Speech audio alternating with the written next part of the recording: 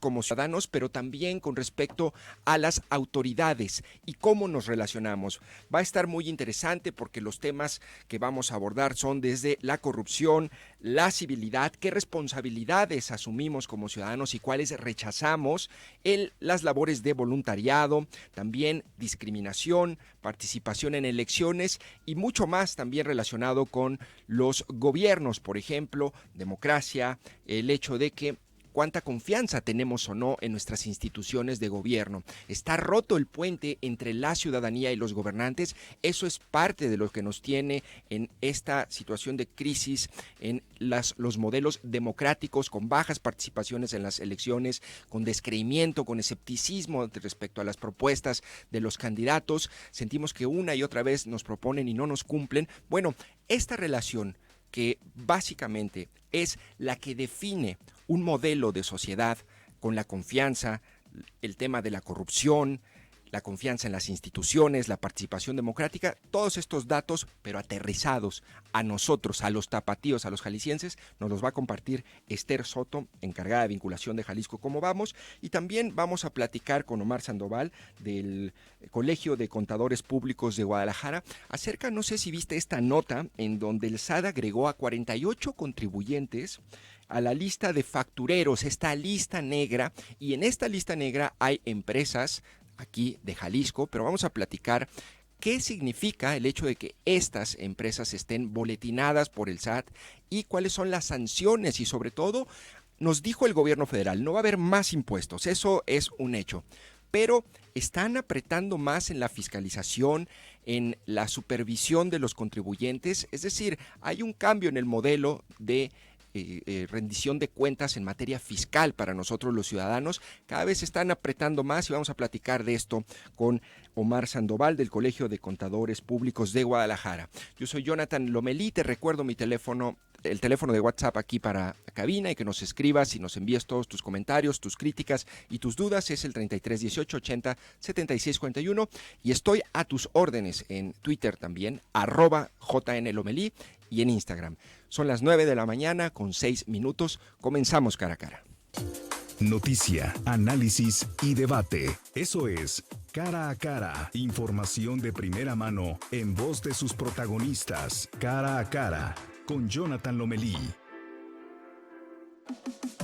Cara a Cara. La entrevista. Bueno, le agradezco mucho a Esther Soto, encargada de vinculación de Jalisco Cómo Vamos, que nos acompañe en este espacio de cara a cara. ¿Cómo estás, Esther?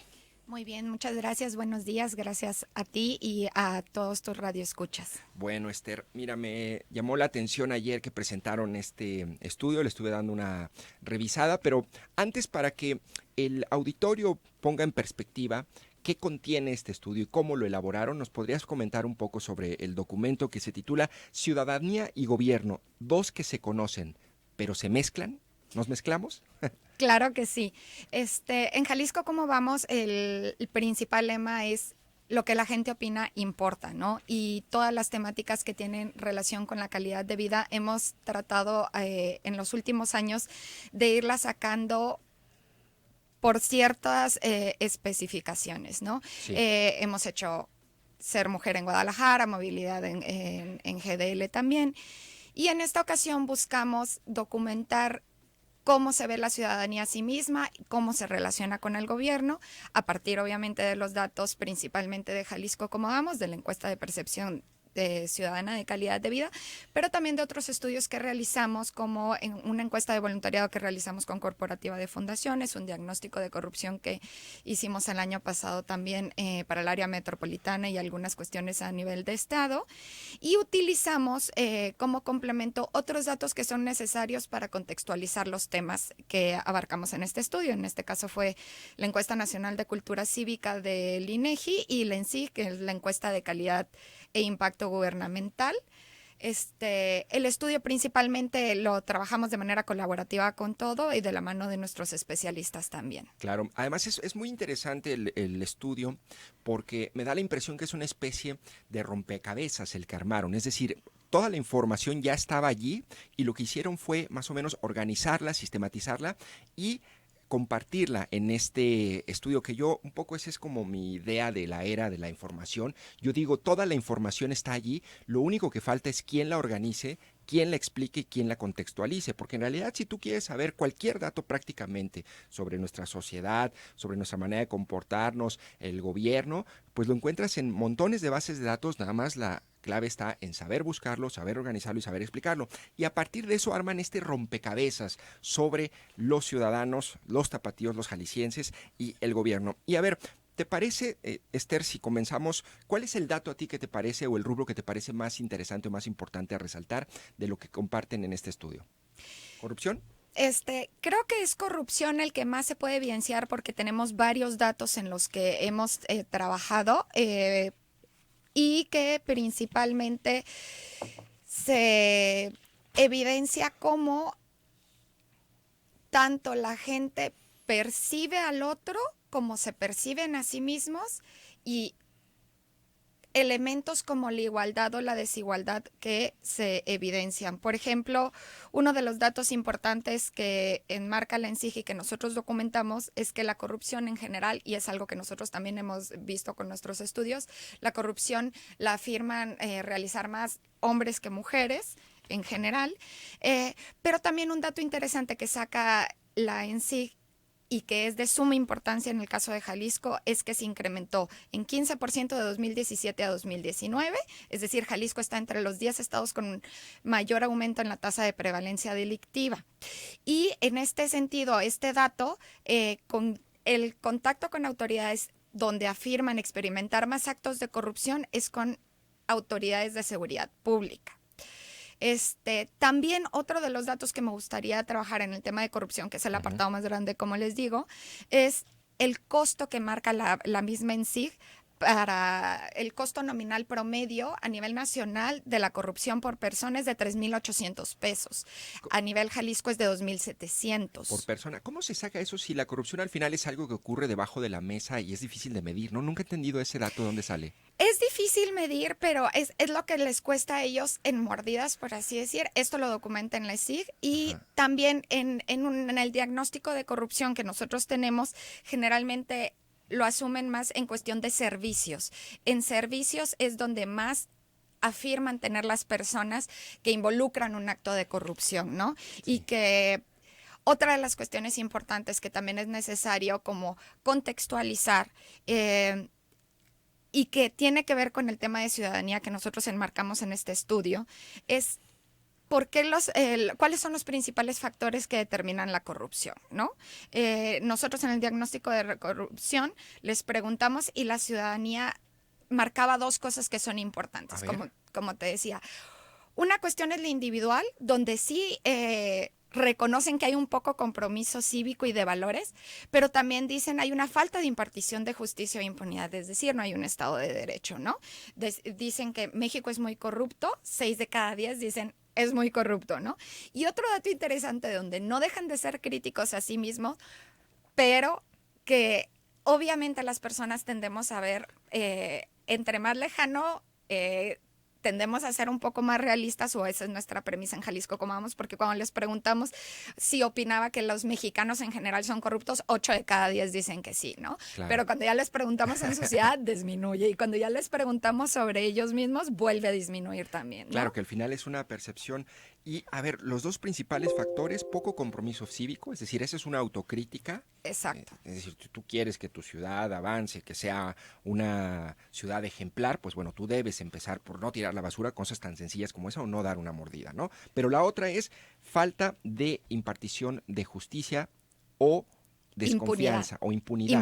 Impunidad. Oye, pero también hay otro factor que a mí me parece fundamental en el fenómeno de corrupción, que es la ineficiencia administrativa o la tardanza o la demora. Es decir, en estas áreas de trámites, de licencias, de todo lo que implica ese tipo de transacciones en los ayuntamientos, por ejemplo, sobre todo en los niveles municipales, es en donde es más fácil que tú para acelerar un trámite das allí mordidas, y eso es un secreto a voces, ¿no? Totalmente, de hecho es uno de los temas que más relacionamos entre los dos temas, valga la redundancia, que trabajamos en la publicación. En el apartado de gobierno nuestra encuesta de calidad de vida menciona que las personas dicen en 70% que el gobierno no está haciendo su trabajo correctamente y que está en desacuerdo que el gobierno aplica la ley a todos por igual o que combate a la corrupción. Es decir, que el combate a la corrupción ellos no lo ven, por eso también afirman en otro sentido de que no hay impunidad, no hay un Estado de Derecho. Claro, es una queja. Oye, y otro dato interesante. Dices, los hombres cometen más corrupción que las mujeres. O afirman Ajá. estar involucrados en más actos. ¿En qué proporción? Es decir, ¿mucho más o poquito más? Mira, es mucho más, pero también tenemos que tener en cuenta la dinámica de que todavía en nuestro contexto social los hombres regularmente son los que hacen más trámites administrativos que las mujeres. Por las posiciones que ocupan. Sí. Por las posiciones que ocupan. Y las mujeres, en los datos que ha arrojado nuestra encuesta, tienden a ser más sensibles con el tema de ofrecer o recibir.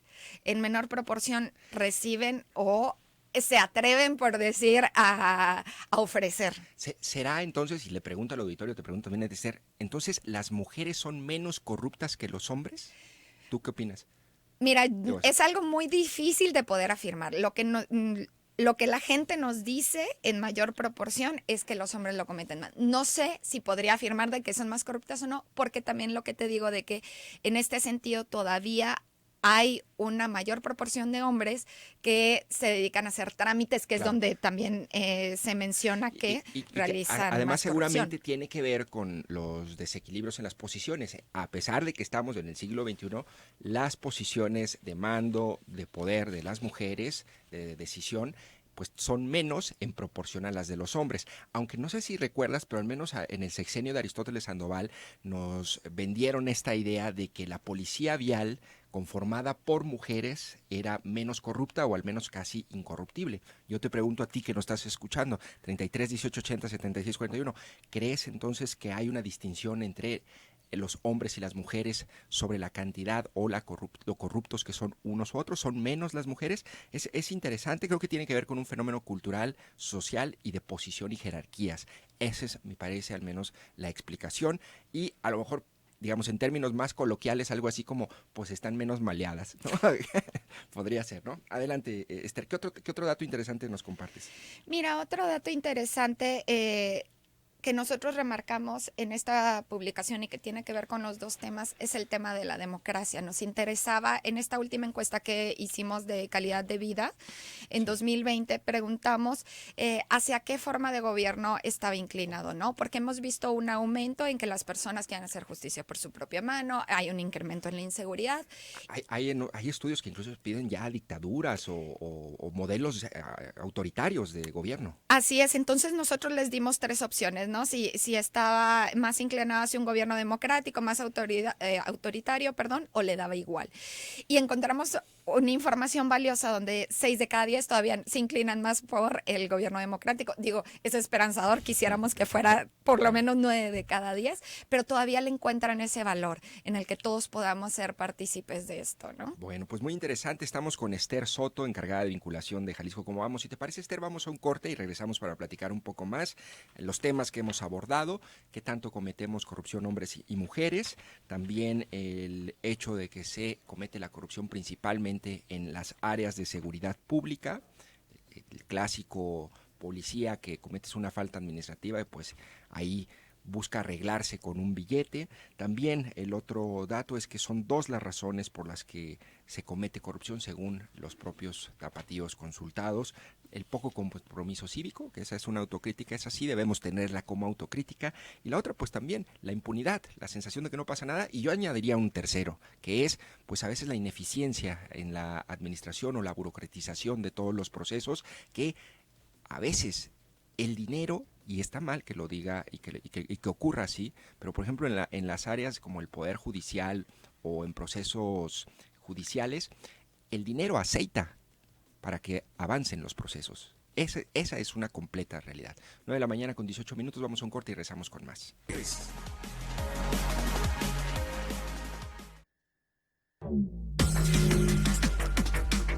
9 de la mañana con 20 minutos y seguimos aquí con Esther Soto, encargada de vinculación de Jalisco ¿Cómo vamos? Y estamos platicando sobre este estudio Ciudadanía y Gobierno, dos que se conocen pero se mezclan, pregunta el documento.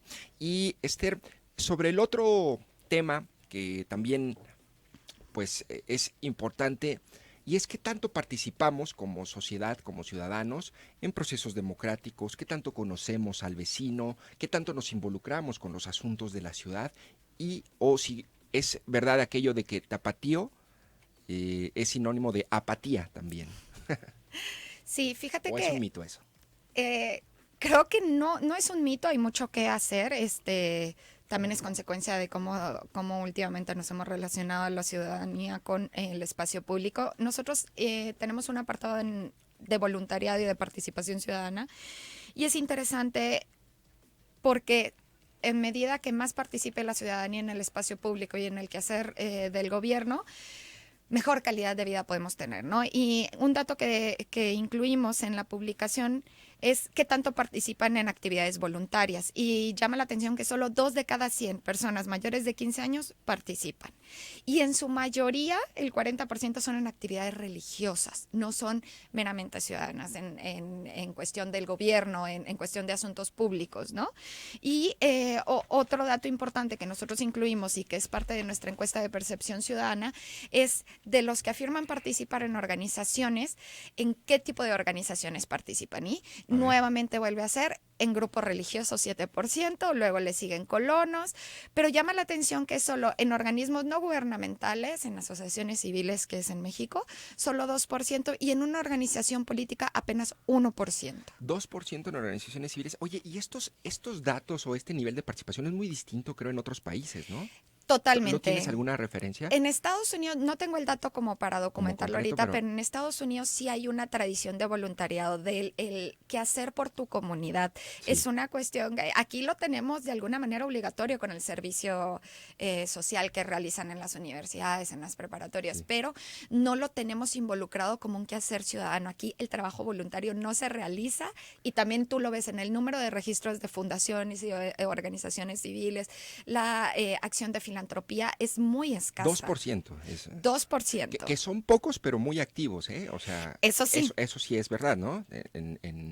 Por ejemplo, organizaciones civiles, no sé, por ejemplo, Nariz Roja de niños que padecen cáncer, pues, es decir, tienen mucha presencia, pero son muy pocos y no hay una cultura del voluntariado. No hay una cultura, y generalmente son en cuestiones asistencialistas en las que más se participa, por ejemplo, con niños con cáncer o cuando hay voluntariado en zonas de desastres, etcétera. Y esto es un indicador muy importante para la ciudadanía en medida que más nos involucremos en los asuntos públicos, no solo en las necesidades de atención ya de emergencia, vamos a crear una mejor gobernanza. Claro. Ahora, sobre la participación democrática en la vida política. Mira, ese es un dato relevante. Nosotros en Jalisco ¿Cómo vamos? Utilizamos un término un poco burdo si tú quieres, pero en el caso de participación ciudadana, el salario mínimo debería ser la participación en elecciones, ¿no? Sí. Es lo mínimo indispensable en cuanto a participación. Nosotros documentamos en esta publicación cuál fue la participación del padrón electoral en estas elecciones intermedias, que generalmente suele ser menor que en las elecciones cuando se elige presidente. A nivel nacional del padrón electoral fueron 50%, en el caso de Jalisco un poco menos, 46%. Esto es importante porque debemos generar más participación.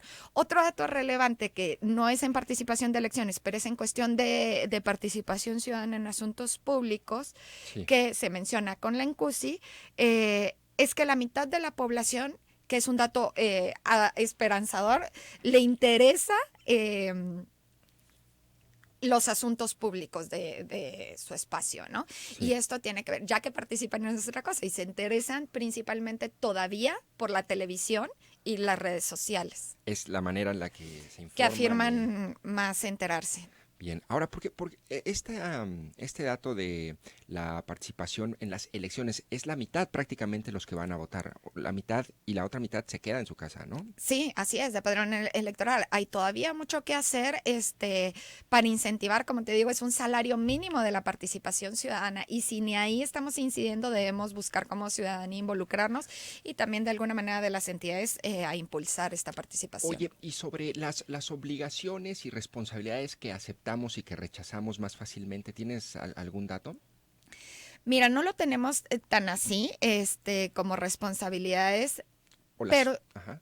sí son conscientes las personas de que deben participar, o sea, tienen la noción de qué es ser un buen ciudadano, por así decir. Nosotros les preguntamos algunas cuestiones básicas como, no tanto solo con la cuestión de votar, sino como ciudadano, cómo comportarte en tu comunidad y les decimos, oye, ¿qué tanto te molesta que las personas tiren basura? ¿O qué tanto te molesta de que te tapen la cochera? Cuestiones básicas de la convivencia ciudadana. Y sí llama la atención que lo que más les molesta es que tiren basura, ¿no? Como que todavía lo enmarcan como una noción de que está mal. Sí, claro. Pero además el tirar basura está en la cultura de los tapatíos. Todavía a mí me toca ver, digo, te puedo decir hace, no sé, no más de 2 meses, me tocó ver cómo un automovilista aventó un bote mientras iba en la calle y lo tiró en la calle. Es decir, pasa también en las carreteras. Es decir, eso sigue ocurriendo, a pesar de que es lo que más les molesta a los tapatíos que ocurra. Sí, es una cuestión Es como relevante. doble moral, ¿no? ¿Eso o qué? Es doble moral y también, por ejemplo, es una falta de compromiso cívico y también ahí entran las dos partes de ciudadanía y gobierno, porque Ujú. queremos exigirle al gobierno que mantenga limpia la ciudad, pero no nos queremos exigir a nosotros mismos de no tirar basura. El centro de Guadalajara, nosotros lo hemos visto en los últimos años, se evidencia que tira a las personas mucha basura, ¿no? Y dicen, no, es que el gobierno no lo tiene limpio, es que debería ser mínima la basura que recoge el ayuntamiento, ¿no? Deberíamos no tirar basura. Claro, no podemos, además somos muy irritables porque cuando un gobernante nos dice, bueno, háganse responsables, tampoco es que nos guste mucho, pero ciertamente tenemos un papel allí nosotros como ciudadanos, ¿no? No es nada más una responsabilidad exclusiva del gobierno, digamos. Tiene el gobierno todos los recursos, toda la responsabilidad, pero también debe ser complementaria. Dice aquí uno de nuestros radioescuchas, buen día, Jonathan, ¿dónde encontramos el estudio? ¿Dónde se puede ubicar el estudio? Ya está publicada en nuestra página web, es jaliscocomodamos.org.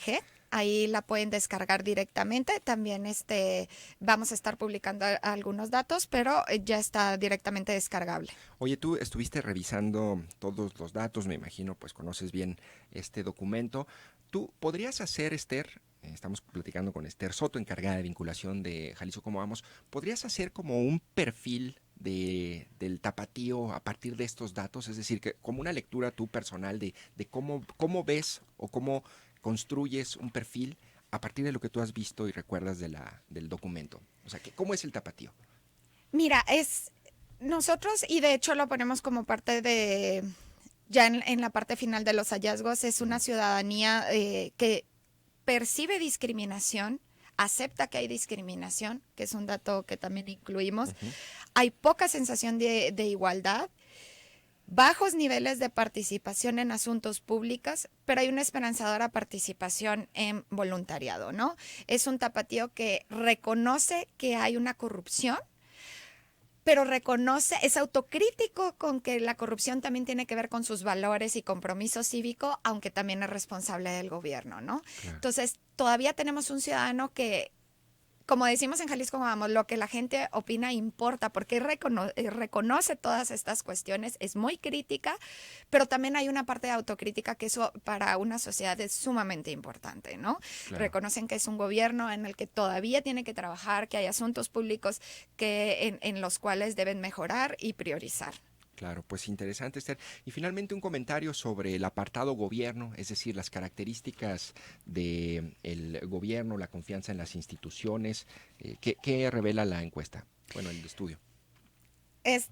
Mira, hay algunos datos que me gustaría enfatizar. El primero de la encuesta de percepción ciudadana que nosotros realizamos es que 70% dice que el gobierno aplica la ley a todos por igual. Este es un tema de igualdad, es un tema de corrupción y es un tema que se debe trabajar, ¿no? El ciudadano es consciente y puede ver esa desigualdad en el trato de ciudadanos de diferente trato, ¿no? Por otro lado, también un dato importante que nosotros mencionamos es la opinión que tienen favorable o desfavorable los ciudadanos en cuanto a algunas instituciones, ¿no? Y cabe señalar que la Universidad de Guadalajara y la Comisión Federal de Electricidad fueron las que tuvieron una opinión más favorable, y la que menos favorable tuvo fue hacia el sistema anticorrupción del Estado de Jalisco, ¿no? ¿Es la que menos favorable? Menos favorable. Claro que aquí hay que hacer un hincapié que me gustaría trabajar así como con pincitas, porque es la institución más nueva de las que se preguntó. Si bien hay un trabajo, perciben la corrupción, es un tema que se está trabajando, incluso el gobierno federal lo ha traído en los medios, ¿no? Pero sería injusto decir que realmente todos los ciudadanos lo conocen y por eso es menos favorable. También hay que hacer como ese matiz, ¿no? Sí, es que me llamó la atención que digan que es menos favorable. Dije, pues entonces sí hay quien lo conoce. Más bien ahí la nota periodística, en mi opinión, sería que lo conocen, ¿no? Porque es un organismo muy nuevo, pero también muy complejo de comprender y de asimilar. Así es. Y todavía no entienden cómo se verían esos efectos. El ciudadano todavía, y es algo que también hay que entender en el tema de corrupción, el ciudadano lo que quiere al no haber corrupción es que exista el servicio público, ¿no? O sea, que no tenga que dar mordida para ese buen funcionamiento, que no tenga que esperar un favoritismo para conseguir algún trámite, ¿no? Claro. Esas cuestiones. Oye, ¿y sobre los niveles de gobierno en cuáles hay más y menor confianza? ¿Federal, Mira, estatal, municipal? Es curioso, pero la ENSIC de 2019 tiene esos datos y confían en mayor medida en el gobierno federal y le siguen los gobiernos municipal y el gobierno estatal en el último lugar. En el último lugar. Así es, el federal. También, ¿El estatal o el federal? El estatal. No, el federal es el que más confianza tiene. Más confianza, sí. Y en último el Estado. Bueno, pues interesante allí. Me extraña porque el municipal al final es el que en teoría debería tener mayor contacto directo con los ciudadanos, ¿no?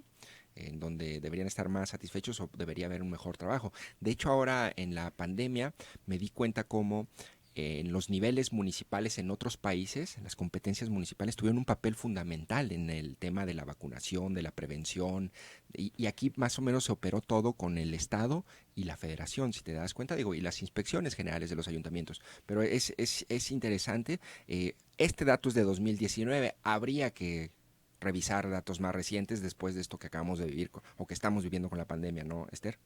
Así es.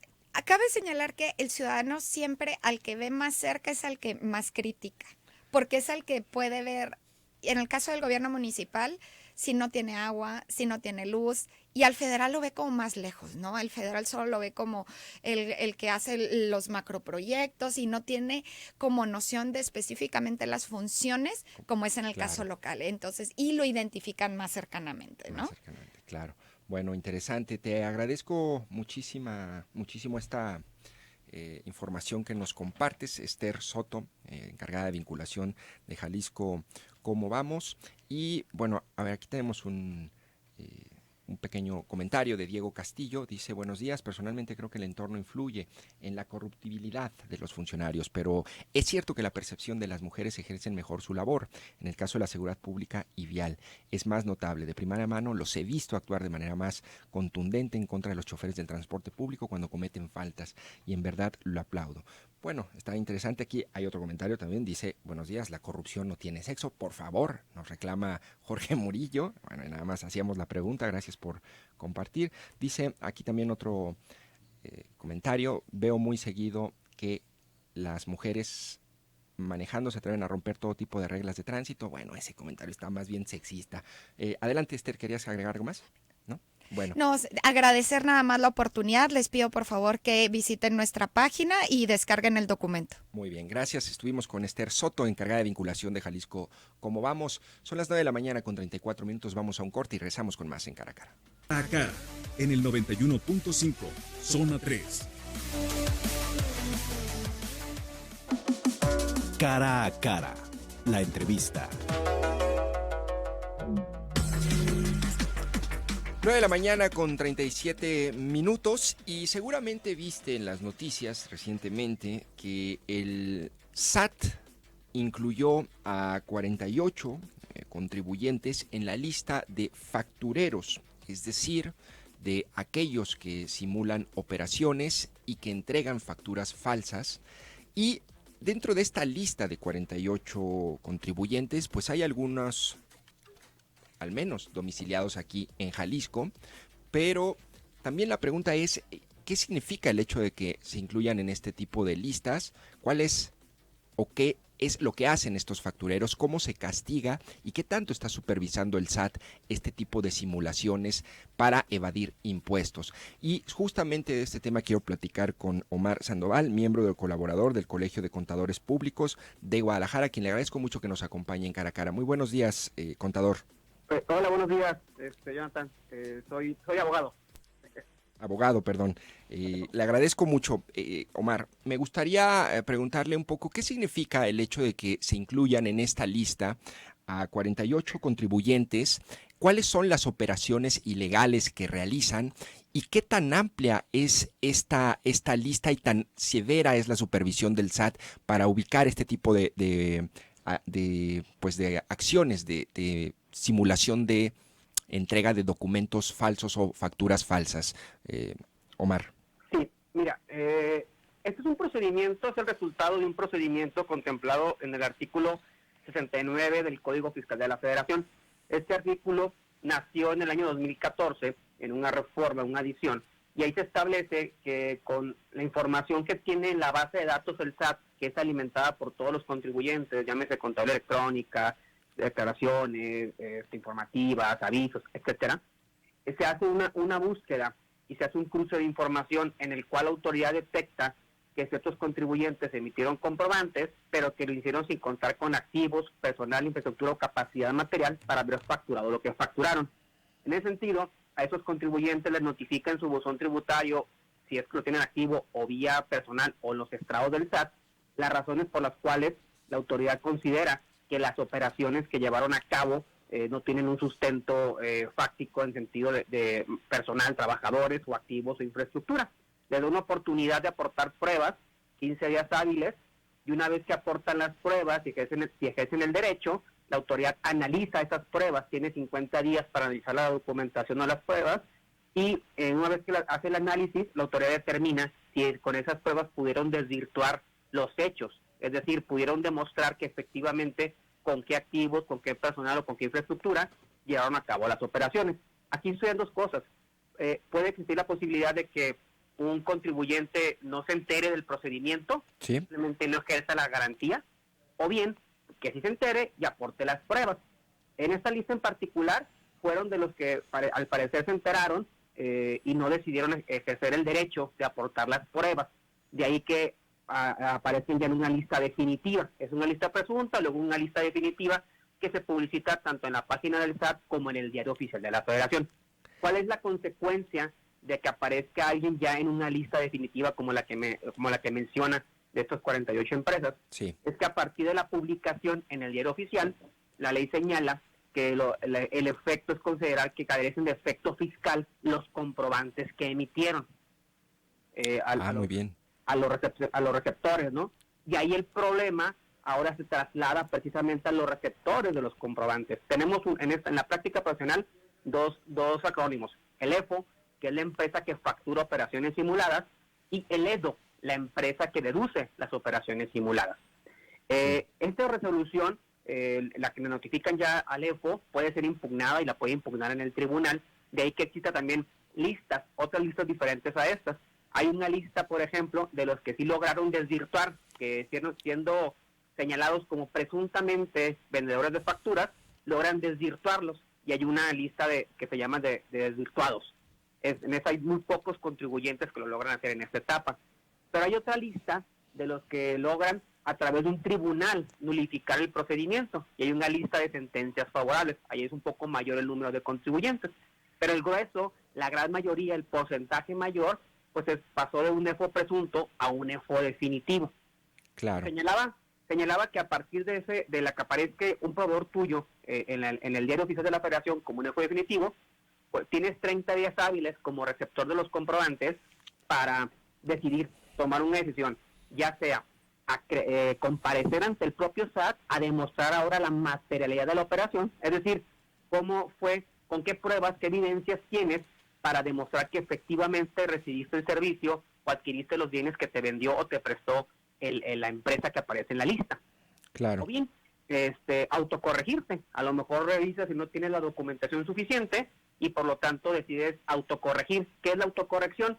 Quitarle el efecto fiscal al comprobante, ya no hacerlo deducible ni hacerlo acreditable para efectos del impuesto sobre la renta y el impuesto sobre el valor agregado respectivamente, ¿no? Ahora, hay una lista pública definitiva, me imagino, con todas, además de estas 48, ¿cierto? ¿Y está transparentada?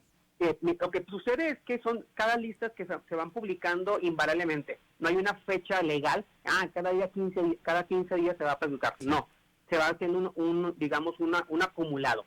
Lo que existe es un archivo Excel en la página de internet del SAT, en el cual tú tendrías que estarlo descargando cada vez que te enteras que la autoridad publica listas.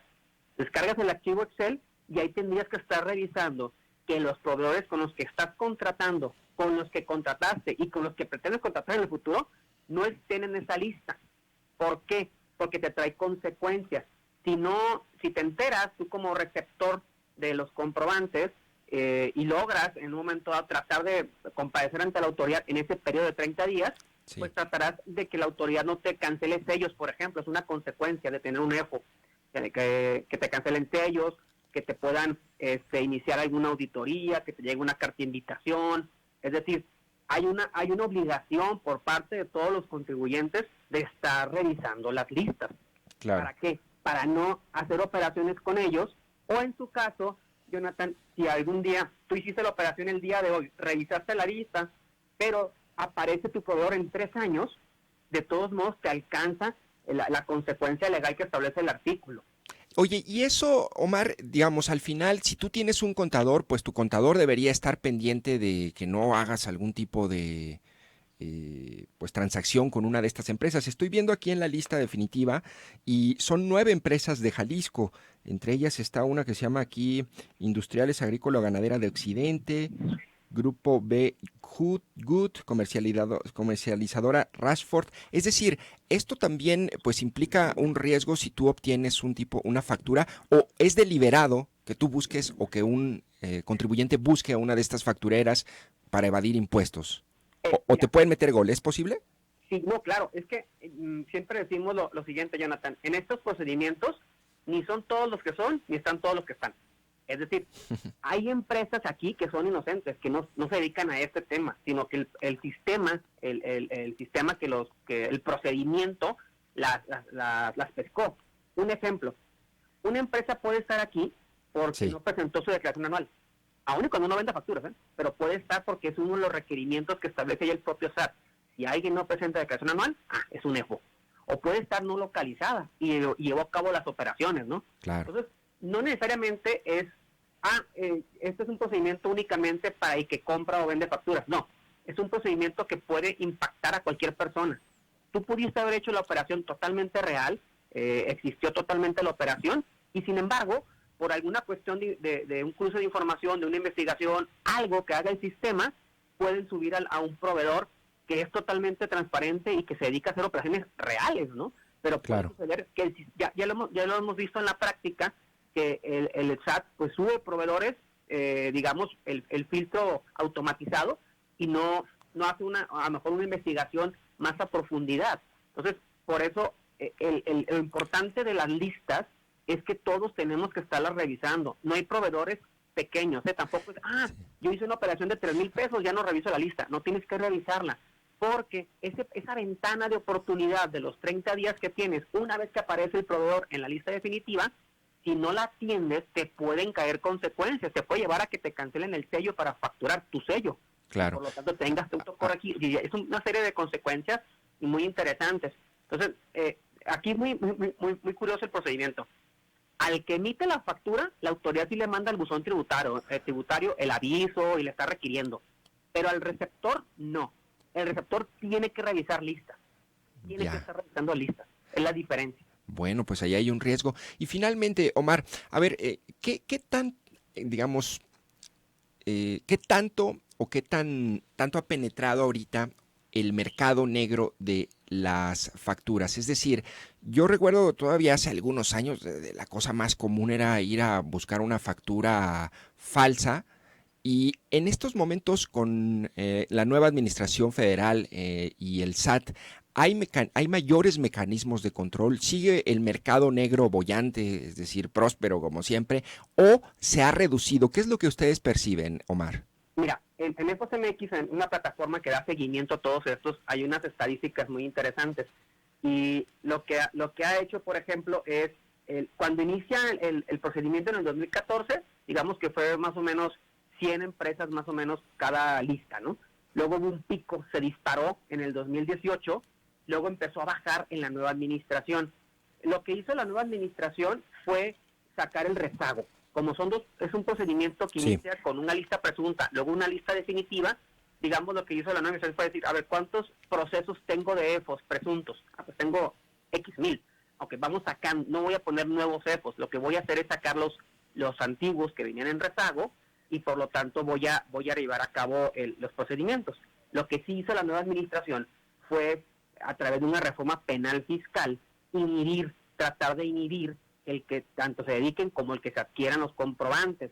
Ya se estableció que es delincuencia organizada, atenta contra la seguridad nacional, hay una serie de delitos que se configuran por estos supuestos. Entonces sí hay un ataque frontal.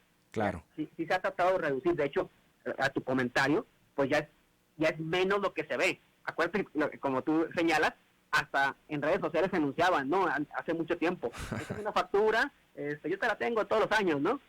Eran facturas en papel. Hoy por hoy ya se ha reducido mucho ese fenómeno. Ese número, aunque, digamos, no ha sido tan contundente porque sigue habiendo, se ha reducido bastante, ¿no? Creo que se ha habido un buen ataque frontal. Y recordemos, la autoridad fiscal tiene muchísima información, ¿no? Entonces cruces de información y por lo tanto se va atacando. Yo creo que ha sido un buen acierto por parte de esta administración el tratar de inhibir esta práctica nociva para todos, ¿no? Claro. Bueno, Omar Sandoval, miembro colaborador del Colegio de Contadores Públicos, ¿algo que quieras añadir sobre este tema? Solamente es ser muy, muy categórico. Estas listas hay que estarlas revisando. Hay sistemas, busquen en cualquier sistema que ustedes requieran, pero no es únicamente chamba del contador, porque, ojo, la responsabilidad fiscal, penal, etcétera, es del contribuyente. Entonces es importante que cuando tengan proveedores, siempre los estén monitoreando con un sistema de alerta que les puede decir, oye, este proveedor apareció en una nueva lista y de tus 2,000 proveedores, ninguno está, o está ¿no? Para que lo empieces a atender. Y siempre tener las evidencias de sus operaciones con los proveedores, ¿no? Claro, porque bien dices, le avisan al que presuntamente está cometiendo la anomalía, pero no al que le expiden la factura. Es correcto. Y ahí el tema, aquí por lo general la autoridad fiscal va a enfocarse siempre, o va a ser más fuerte al que recibió la factura, porque es el que tiene localizado, es el que tiene la mano. ¿Y cuál es la sanción o las consecuencias por recibir una factura de una de estas EFOS que les llamas? Puede ser una multa del 55% del valor del comprobante, puede iniciarse una auditoría, puede ser una sanción penal de 6 meses, 6 a 3 años, puede haber cancelaciones de sellos digitales para que tú ya no puedas facturar, puede generarse responsabilidad solidaria si es una persona moral, para los socios de accionistas. Son bastantes, de verdad, las consecuencias, y ya llevamos 7 años con este proceso y hay muchas personas que todavía ni siquiera saben de las listas, ¿no? E insisto, Jonathan, yo creo que lo más importante no es un tema exclusivo del que compró o vendió, es un tema que puede afectar a cualquiera. Ha habido casos en los cuales hay proveedores que son totalmente reales, que tú ni te imaginarías que pudieran hacer el procedimiento de EFOS, y sin embargo se lo hicieron. Entonces, ¿con qué me quedaría? Revisar listas y tener las evidencias de las operaciones con todos los proveedores. Bueno, pues te agradezco mucho, Omar Sandoval, miembro colaborador del Colegio de Contadores Públicos de Guadalajara. Que tengas un excelente día. Gracias, hasta luego. Pues ahí está todo un tema, todo un tema esto de las facturas falsas y los riesgos que hay al tener una transacción con una de estas factureras, al menos presuntas factureras, según los explica Omar Sandoval. Muchas veces tienen que ver con omisiones en papeleos, en trámites, y entran a estas listas y no necesariamente se dedican a eso, a emitir facturas falsas con simulaciones de operaciones. 9 de la mañana con 52 minutos, vamos a un corte y regresamos con más en Cara a Cara. Escuchámoslo cara a cara Continuamos en Zona 3, 91.5.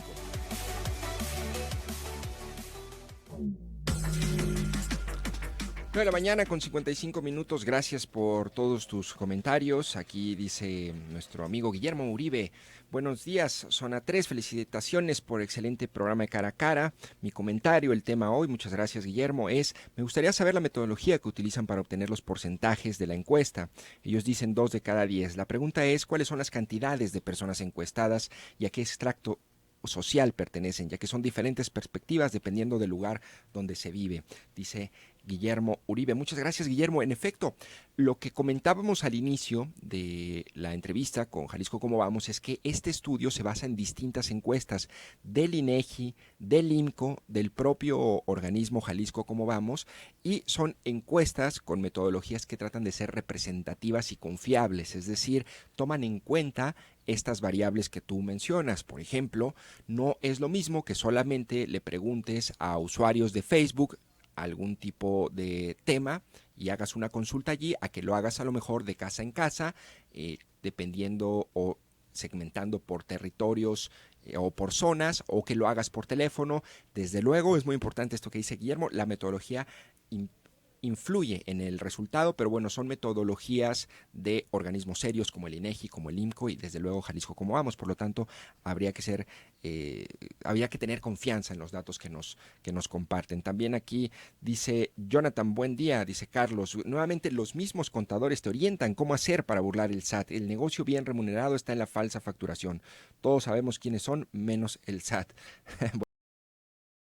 Hola, una de nuestras radioescuchas más fieles dice: gracias, el estudio está muy interesante, la corrupción tiene que ver con temas culturales y hay mucho trabajo por hacer. Muchas gracias. Y bueno, no quiero desaprovechar para comentarte que ayer presentaron los gabinetes de Guadalajara y de Zapopan y está bastante interesante. Hay al menos 2 nombramientos que me llaman la atención del gabinete de Guadalajara por parte de Pablo Lemus. Confirma, ya nos había dicho aquí, a Eduardo Martínez Lomelí como secretario general del ayuntamiento, y él mismo dice es un acuerdo político. Eduardo Martínez Lomelí es ahorita el alcalde interino y recordemos, él iba a ser el coordinador de campaña de Ismael del Toro cuando se bajó de la candidatura y quedó como alcalde interino. De hecho, llegó a sustituir a la alcaldesa, no me acuerdo, Bárbara Trigueros se llamaba creo, y llega Eduardo Martínez Lomelí. También otro nombramiento interesante y polémico es Alejandro Hermosillo, coordinador de combate a la desigualdad. Alejandro Hermosillo, él, recordemos, era el exgerente municipal. Estas gerencias municipales, en algún momento platicamos de ellas aquí en este espacio, desaparecen y regresa Alejandro Hermosillo al gabinete. También otros de los nombres que van a acompañar a Pablo Lemus, pues están Esteban Petersen como jefe de gabinete. Él era secretario de Administración Estatal, ahora está en su lugar Ricardo Rodríguez, el que era presidente de Movimiento Ciudadano, esto en el gobierno del Estado. También interesante, Miguel Zárate como coordinador de gestión integral de la ciudad. El regidor actualmente formaba parte de la fracción de El PAN y se integra al gabinete de Guadalajara. También Carmen Julia Prudencio se queda como titular del Instituto de la Mujer. Carmen Julia Prudencio fue diputada federal la pasada legislatura y perdió en la contienda de este año, perdió la reelección y se integra a el gabinete de Pablo Lemus. Interesante también otros de los nombres que tiene allí Pablo Lemus es, a ver aquí, pues creo que son los más relevantes o los más llamativos. Salvador Villaseñor Aldama, que es el coordinador de Desarrollo Económico y Combate a la Desigualdad, él repite en el cargo. Y pues, perdón, él repite en el cargo y él es de Zapopan, ya me equivoqué. Bueno, esos son algunos de los nombres interesantes. Te agradezco mucho que me hayas sintonizado. Yo soy Jonathan Lomelí. Esto fue Cara a Cara. Espero haya sido de tu interés los temas que abordamos el día de hoy. corrupción, gobierno, confianza en las instituciones y también este tema de las facturas falsas. Son las 9 de la mañana con 59 minutos. Te recuerdo, en Spotify y en Google Podcast puedes escuchar Cara a Cara. Solamente pon las palabras clave Cara a Cara. Nos escuchamos el día de mañana a las 9 de la mañana.